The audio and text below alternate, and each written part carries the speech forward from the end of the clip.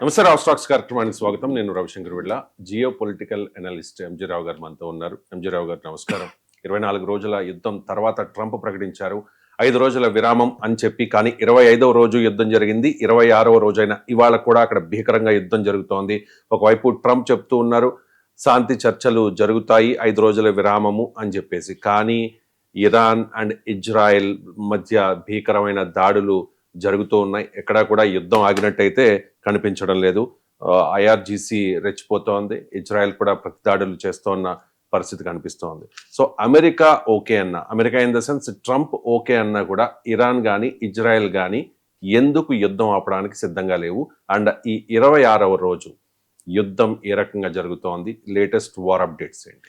Yes అండి, ఈ రోజుకి యుద్ధం మొదలై 26వ రోజు, ఫిబ్రవరి 28వ తారీఖున మొదలైన ఈ యుద్ధం 26 రోజుల నుంచి కూడా అంటే ఇన్సెంట్గా జరుగుతూనే ఉంది.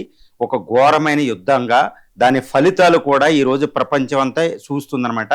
ఇప్పటికే ఫిలిప్పైన్స్ ఎనర్జీ ఎమర్జెన్సీ, అంటే తన యొక్క ఎనర్జీ పెట్రోలు డీజిల్కి సంబంధించి ఎమర్జెన్సీ విధించింది ఫిలిప్పైన్స్లో.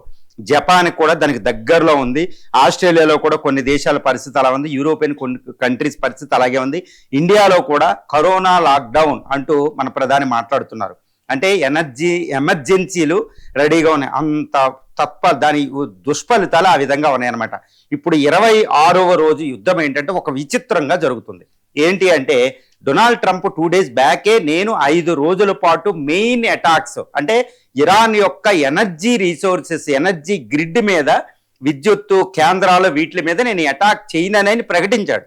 కానీ యుఎస్ మాత్రం అటాక్ చేస్తూనే ఉంది. ఎందుకంటే United states of America, Israeli యుద్ధ విమానాలు నిన్న ఇరాన్లో ఒక ఎనర్జీ గ్యాస్ టర్బైన్కి సంబంధించిన దాని మీద అటాక్ చేసినట్టు తెలుస్తుంది. దీనికి ప్రతిస్పందనగా ఇరాన్ తన యొక్క యుద్ధ తంత్రాన్ని అంతకుముందు వార్నింగ్ ఇచ్చినట్టు చూపింది. వెంటనే బహ్రెయిన్, ఖతారు, తర్వాత సౌదీ అరేబియా, ఇజ్రాయిల్, వీటిల్లో ఉన్న ఎనర్జీ రిఫైనరీస్ని అది అటాక్ చేయడం జరిగింది. ఇరాన్ చాలా ఘోరంగా నిన్న అటాక్ చేసింది. ముఖ్యంగా ఒక 100 కిలోల, అంటే 100 కిలోల ఒక వార్ హెడ్ని తీసుకెళ్లి అక్కడ ఇజ్రాయెల్ రాజధాని టెల్ అవీవ్లో వేసినట్టు చూస్తుంది. అక్కడ ఎంతో మంది గాయపడ్డారు.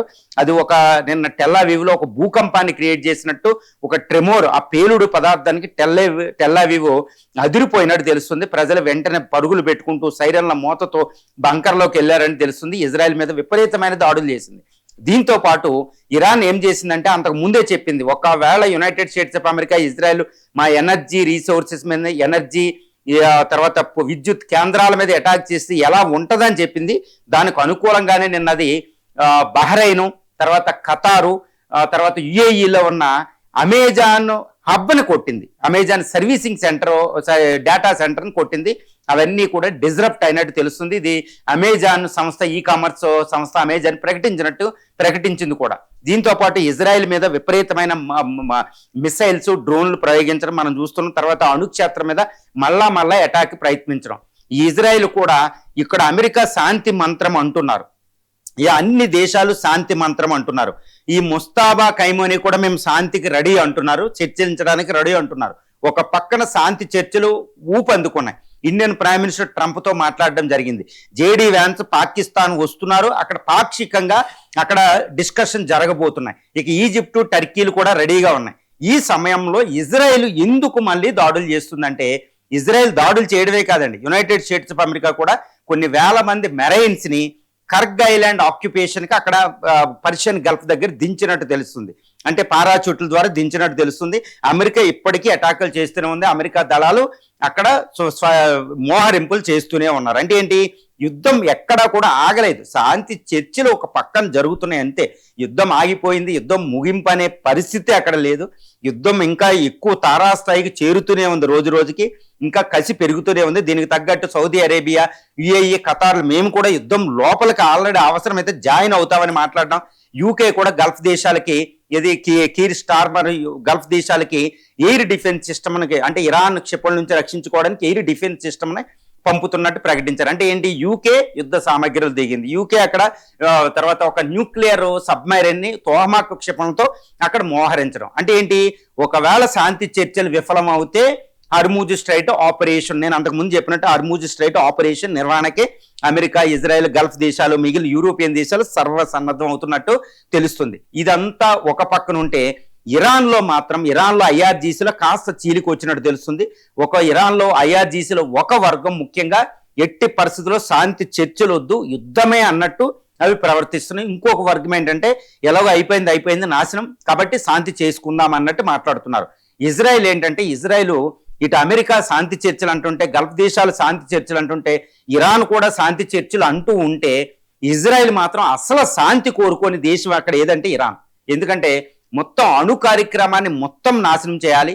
ఇరాన్లో ప్రభుత్వం మార్పిడి అనేది ఇప్పుడు అటకెక్కిపోయినాయి. ఇంక ఎట్టి పరిస్థితుల్లో ఇరాన్ రెసిస్టెన్స్ మధ్యలో అవి చెల్లవు, అమెరికా కూడా ఇంకా అవి కుదరదు అన్నట్టు ఫిక్స్ అయిపోయింది. కానీ ఇజ్రాయెల్ ఏంటంటే ఎట్టి పరిస్థితుల్లో యుద్ధాన్ని ఆపకూడదు, ఇంకో 10 రోజులు 15 రోజులని యుద్ధం చేస్తే అవన్నీ చేసుకోవచ్చు అన్నట్టు ఇజ్రాయెల్ ప్రవర్తన ఉంది. బెంజమిన్ నెతన్యాహు ఎట్టి పరిస్థితులు ఒప్పుకోవడం, దానికి తగ్గట్టే ఇంక యుద్ధాన్ని ఇంకా రెచ్చగొట్టాలి అనుకుంటూ ఇరాన్ ఎనర్జీ రీసోర్సెస్ మీద, టెహరాన్ మీద, తర్వాత ఈ న్యూక్లియర్ రియాక్టర్ ఫోర్డో, నాతాంజు, బుషేహర్ మీద, తర్వాత నేవల్ అసెట్స్ మీద విపరీతమైన దాడులు చేసేస్తుంది ఇజ్రాయెల్.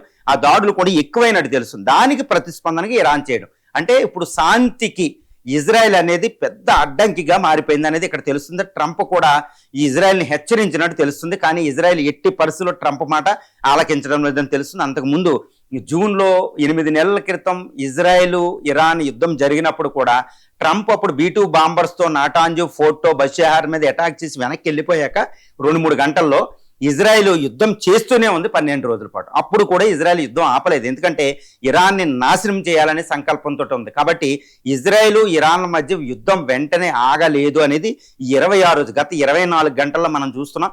గల్ఫ్ కంట్రీస్ కూడా అవసరమైతే యుద్ధంలో దిగుతామన్నట్టున్నారు. ఈవెన్ ఎస్పెషల్లీ గల్ఫ్ కంట్రీస్లో ముఖ్యంగా ఈ సున్నీ నేషనల్ సౌదీ అరేబియా ట్రంప్ని యుద్ధాన్ని ఆపొద్దు, ఇరాన్లో ఉన్నది ఇంకా నాశనం చేయండి అన్నట్టు ఈ MBS ముఖ్యంగా మహమ్మద్ బిన్ సల్మాన్ ట్రంప్ను అడుగుతున్నట్టు ఇక్కడ తెలుస్తుంది. కానీ ట్రంప్ ఎట్టి పరిస్థితుల్లో యుద్ధాన్ని ఆపాలని కృతనిశ్చయంతో ఉన్నాడు. కానీ ఇరాన్ దీనికి అంగీకరిస్తుందా లేదా అనేది ఒక పక్కన మనం చెప్పలేము. ఎందుకంటే ఇరాన్ IRGC నాయకత్వం మాత్రం ట్రంప్ని నమ్మకూడదు, వాళ్ళు యుద్ధ సన్నద్ధత అవుతుంటే ఈ పరిస్థితి ఏంటనుకుంటూ వాళ్ళు ఉన్నారు. అంటే ఎక్కడ యుద్ధాన్ని శాంతి వైపు వెళుతుంది అన్నట్టు గత 24 గంటల్లో 26వ రోజు ఎక్కడా కనపడలా. యుద్ధం రోజుకి గంటకి తారాస్థాయికి చేరడం మనం అక్కడ చూస్తున్నాం. కానీ రష్యన్ ప్రెసిడెంట్ పుతిన్ మాత్రం 26వ రోజులో వార్నింగ్ ఇచ్చినట్టు తెలుస్తుంది. ఎందుకంటే ఇజ్రాయెల్ అనవసరంగా కాస్పియన్సీ అంటే ఈ ఇరాన్కి నార్త్లో ఉన్న కాస్పియన్సీ అంటే అక్కడ అర్మేనియా, తుర్క్మెనిస్తాను, తజికిస్తాన్ ఆ దగ్గరలో ఉంటుంది. అది ఎక్కడ రష్యా కూడా దగ్గరలో ఉంటుంది. ఈ కాస్పియన్ సీలో మాత్రం యుద్ధాన్ని విస్తరించొద్దు, అసలు ఉండదు అన్నట్టు భీకరమైన వార్నింగ్ రష్యా ఇచ్చినట్టు తెలుస్తుంది.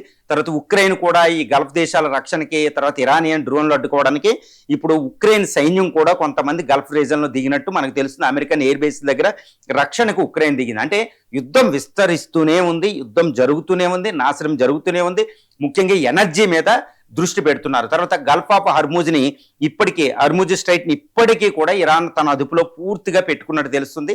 కాబట్టి India, Japan, south Korea, European ఇవన్నీ కూడా ఏంటంటే ఇరాన్ని ఈ శాంతి వైపు పుష్ చేస్తున్నాయి, ఇటువైపు పుష్ చేస్తున్నాయి. అంటే ఏంటి 26వ రోజు ఒక పెద్ద అంటే ఫిబ్రవరి 28 రోజుల నుంచి 26 రోజుల్లో ఈ 26వ రోజున జరిగిన మంచి పరిణామం ఏంటంటే యుద్ధం ఆగడానికి శాంతి చర్చలు కూడా పెద్ద ఎత్తున జరగడం అనేది ఒకటే ఇక్కడ అనూహ్యం, మంచిదని చెప్పొచ్చు. మిగిలిన విషయంలో మాత్రం యుద్ధం మాత్రం తగ్గలేదు, యుద్ధ నాశనం జరుగుతూనే ఉంది. అమెరికా ఇంకా ఎక్కువ మోహరింపులు చేస్తుంది.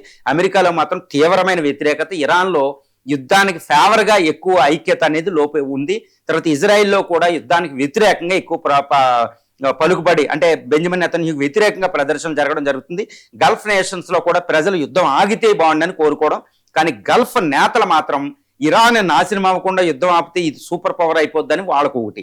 అంటే ఎన్నో అనుమానాలు, స్పెక్యులేషన్స్, ఒకళ్ళ లక్ష్యాన్ని ఫుల్ఫిల్ చేసుకోలేకపోవడం, ఇంకొకళ్ళ లక్ష్యాన్ని సిద్ధించుకోవడం.